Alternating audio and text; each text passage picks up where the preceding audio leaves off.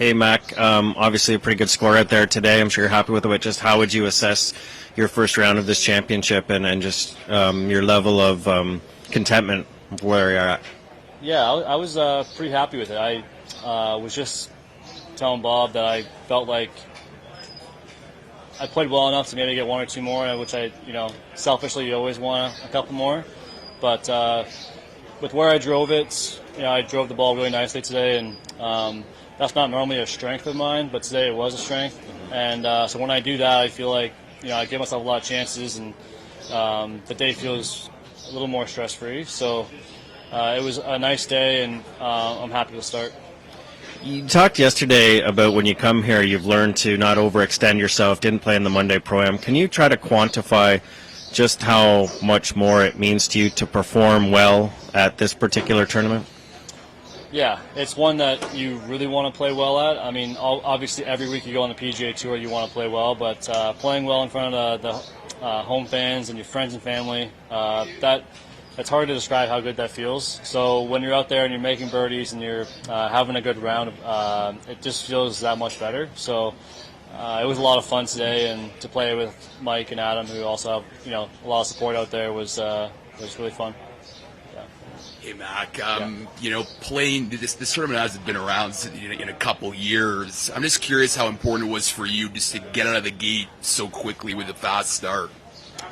Yeah, obviously, like having a fast start, I don't think of it like, we haven't had the tournament in a while, so I need to kind of get myself going. Any tournaments, you're kind of working yourself into on Thursday, and you can't win it on Thursday, but you can play your way out of it. So got off to a nice start and hopefully keep it going. That's that hot start. Can you talk a bit about what it feels like at a Canadian Open to get off to that kind of start? And is it possible to think like 4 days ahead, 3 holes into a tournament? Yeah, I mean, I make the eagle on 11, and feeling pretty good about things. But I mean, I was trying to tell myself that there's so much golf, not only just this week, but in round one. So it was a great start. But I knew the other thing too is starting on 9 versus 1 are totally different, right? So you start on 9, you get 3 par 5s in your first 7 holes. Start on 1, there's no par 5s until you get to 9. So I was kind of aware of the fact that guys were going to get to these holes too and make some numbers. So it was kind of just keep the pedal down and try and make a bunch of birdies. I know there's like some distractions in the golf world happening, but I can't think of 3 guys that would be more focused and locked into what they're doing than your group. Can you talk a bit about playing with them and how you are clearly able to block everything else out on a day like this? Yeah, no, it was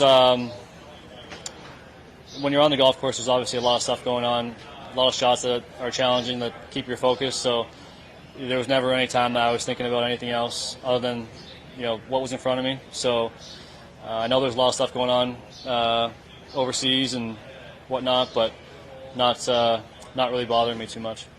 Okay, one more, and we'll get JT. Sure. Hey, Mac. Mike mentioned that he was impressed that there was fans following your group at 7 a.m. in the rain.